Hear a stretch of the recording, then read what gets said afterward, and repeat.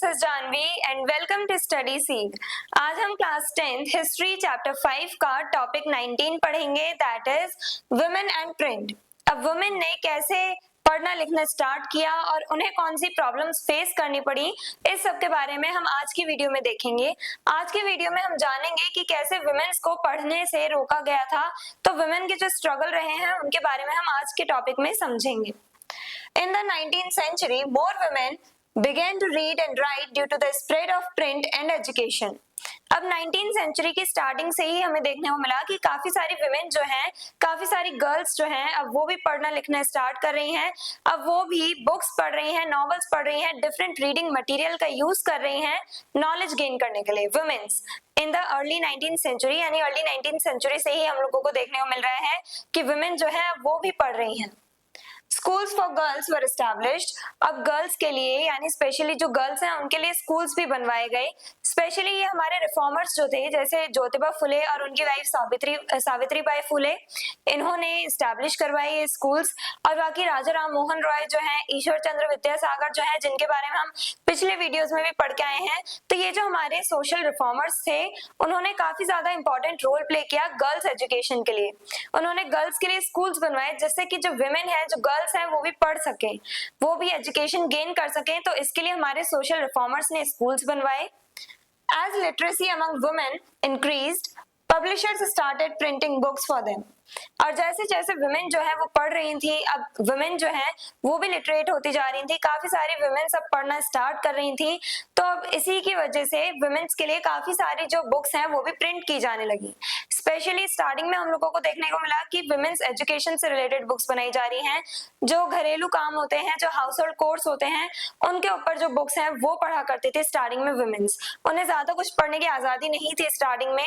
तो जो वुमेन के जो काम होते हैं, जो सोसाइटी में एक माइंडसेट बना रखा है कि वुमेन जो है वो घर का ही काम संभालेगी, वो हाउस होल्ड कोर्स के लिए बनी है। जो वुमेन है वो पढ़ेंगी नहीं उतना, वुमेन घर के काम संभालेंगी, फैमिली लाइफ देखेंगी। तो उसी के ऊपर वुमेन्स के लिए बुक्स बनवाई जा रही थी स्टार्टिंग में। Early books for women. Early women's books gave instructions on housekeeping, religion and moral conduct. अब स्टार्टिंग में जो वुमेन्स के लिए, स्टार्टिंग में जो वुमेन्स के लिए बुक्स प्रिंट की जा रही थी, उन बुक्स में ये सिखाया जा रहा था कि कैसे आपको घर का काम संभालना है, घर के काम कैसे करने होते हैं। आपको रिलीजन के बारे में यानी धर्म के बारे में, आपके धर्म के बारे में जानकारी मिलेगी। और साथ ही साथ मोरल कंडक्ट यानी जैसे हम बोलते हैं सर्वगुण संपन्न होनी चाहिए, जो भी वुमेन है उन्हें सर्वगुण संपन्न होना चाहिए। तो उस टाइप की जो बुक्स हैं वो प्रिंट करवाई जा रही थी वुमेन्स के लिए, यानी वुमेन्स जो है उनके लिए स्पेशली इस टाइप की बुक्स प्रिंट की जा रही थी जिससे कि उन्हें हाउस होल्ड कोर्स में हेल्प मिले।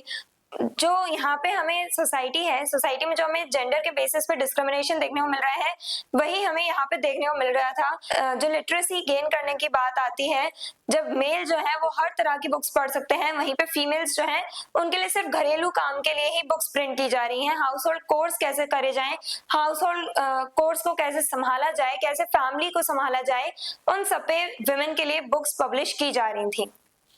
Gradually, women began reading novels, poems and stories. और धीरे धीरे उसके बाद टाइम के साथ काफी सारी चीजें चेंज हुई। अब जो वुमेन है उन्होंने भी काफी सारे नॉवेल्स पढ़ना स्टार्ट किया, पोएम्स, स्टोरीज। अब यानी कि वुमेन जो है वो भी दूसरी बुक्स पढ़ रही थी। अब सिर्फ हाउस कीपिंग की ही बुक्स नहीं पढ़ रही है वुमेन, रिलीजन से ही रिलेटेड बुक्स नहीं पढ़ रही है, बल्कि हर टाइप का कंटेंट जो पब्लिश हो रहा है सोसाइटी में, वो हर टाइप का कंटेंट वुमेन पढ़ सकती थी। अब वुमेन एज राइटर्स, और वुमेन ने सिर्फ पढ़ा ही नहीं है, उन्होंने लिखा भी है, अपने ओपिनियंस भी शेयर किए हैं सोसाइटी में। उन्होंने अपनी खुद की भी बुक्स प्रिंट करवाई हैं, पब्लिश करवाई हैं। राज सुंदरी देवी wrote अमर जीवन, My Life, the first autobiography by Indian women. अब जो राज सुंदरी देवी थी, इन्होंने ये बंगाल से बिलोंग करा करती थी और इन्होंने सबसे पहली जो ऑटोबायोग्राफी है इंडिया में एक वुमेन के थ्रू लिखी गई, जो फर्स्ट ऑटोबायोग्राफी है वो इन्होंने लिखी, अमर जीवन, यानी कि लाइफ, अपनी लाइफ के बारे में इन्होंने बताया लोगों को। उस ऑटोबायोग्राफी में इन्होंने अपनी लाइफ से रिलेटेड सारी बातें लिखी हैं। इन्होंने बताया है कि किस टाइप से इन्हें स्ट्रगल करने पड़े, किस टाइप से इन्होंने इतनी सब चीजें झेल करके तब इन्होंने पढ़ाई करी है। तो अपने स्ट्रगल्स के बारे में इन्होंने बताया है इस बुक में, अमर जीवन, यानी इन्होंने अपनी लाइफ के बारे में बताया है, अपने स्ट्रगल्स के बारे में बताया है। सोसाइटी में जो जेंडर डिस्क्रिमिनेशन चलता है उसके बाद भी, इतना डिस्क्रिमिनेटेड फील करने के बाद भी इन्होंने कैसे अपनी एजुकेशन कंटिन्यू कंटिन्यू रखी, उसके बारे में इन्होंने बताया है। अदर इम्पॉर्टेंट वुमेन राइटर्स, अब और भी बहुत सारे वुमेन राइटर्स निकली हैं, सिर्फ राज सुंदरी देवी ही नहीं थी, और भी बहुत सारे राइटर्स आई हैं हमारे पास, वुमेन राइटर्स आई हैं। कैलाश वासिनी देवी wrote about the struggles of women। अब जो कैलाश वासिनी देवी थी, इन्होंने भी वुमेन स्ट्रगल के ही बारे में लिखा है कि कैसे वुमेन जो है हमारी सोसाइटी में स्ट्रगल करती हैं, उन्हें डिस्क्रिमिनेशन फेस करने को मिलता है, तो उसके बारे में लिखा है कैलाश वासिनी देवी ने भी। हन्ना मुलन्स wrote करुणा ओ फुलेश्वरी अ बंगाली नॉवल। अब हन्ना मुलन्स जो है, इन्होंने भी बंगाली नॉवल लिखी है, करुणा ओ फुलेश्वरी। इसमें दो वुमेन की स्टोरीज बताई हैं, एक का नाम है करुणा, एक का नाम है फुलेश्वरी। इन्होंने इस नॉवल में बताया है कि कैसे एक एजुकेटेड वुमेन जो है वो अपनी फैमिली, अपनी सोसाइटी सबको बदल सकती है, कैसे वो पॉजिटिव इम्पैक्ट डाल सकती है। एक एजुकेटेड वुमेन जो है वो बहुत कुछ कर सकती है और एक पॉजिटिव इम्पैक्ट डाल सकती है अपनी कम्युनिटी पर, अपनी सोसाइटी पर, और अपनी फैमिली जो है उसमें भी बेटर चेंजेस ला सकती है, इंप्रूवमेंट कर सकती है। तो एजुकेटेड वुमेन जो है वो कितना कुछ कर सकती है, उसके बारे में इन्होंने अपनी नॉवल में बताया है। Tarabai Shinde and Pandita Ramabai wrote about women's education and gender equality। Tarabai Shinde और पंडिता रामाबाई जो हैं, इन्होंने भी वुमेन स्ट्रगल के बारे में लिखा है, काफी कुछ बोला है वुमेन एजुकेशन को लेकर के, साथ ही साथ जेंडर इक्वालिटी पे इन्होंने फोकस किया है, यानी कि जेंडर जो है, चाहे मेल हो या फीमेल हो, उन दोनों को इक्वली ट्रीट किया जाए सोसाइटी में। अगर मेल को कोई काम करने का अधिकार है, अगर मेल्स को पढ़ने का अधिकार है, तो फीमेल्स को भी पढ़ने के राइट होने चाहिए, फीमेल्स को भी पढ़ने से ना रोका जाए। तो ऐसे जेंडर इक्वालिटी को लेकर के फोकस रहा है ताराबाई शिंदे और पंडिता रामाबाई का। और साथ ही साथ वुमेन एजुकेशन यानी वुमेन एम्पावरमेंट, वुमेन अपलिफ्टमेंट में इन्होंने काफी ज्यादा अपना योगदान दिया, काफी ज्यादा लिखा है वुमेन एम्पावरमेंट से रिलेटेड। रेजिस्टेंस फ्रॉम कंजर्वेटिव्स, अब कंजर्वेटिव्स यानी जो चेंजेस नहीं चाहते थे, जो लोग नहीं चाहते थे कि वुमेन्स पढ़ें, तो उन लोगों ने किस टाइप से, किस सोच की वजह से वुमेन्स को पढ़ने से रोका। Many conservative families opposed women's education, यानी काफी सारी ऐसी कंजर्वेटिव फैमिलीज थी जिन्होंने वुमेन्स को पढ़ने नहीं दिया, या कह लो वुमेन्स जब एजुकेशन गेन करना चाहती थी, पढ़ना चाहती थी, वो स्कूल्स जाना चाहती थी, तो उन लोगों को, उन वुमेन को इन फैमिलीज ने रोका, उनकी फैमिलीज ने रोका और पढ़ने नहीं दिया उन्हें। तो ऐसी भी कंजर्वेटिव फैमिलीज हमें देखने को मिली सोसाइटी में, जो वुमेन्स को पढ़ने नहीं दे रहे थे।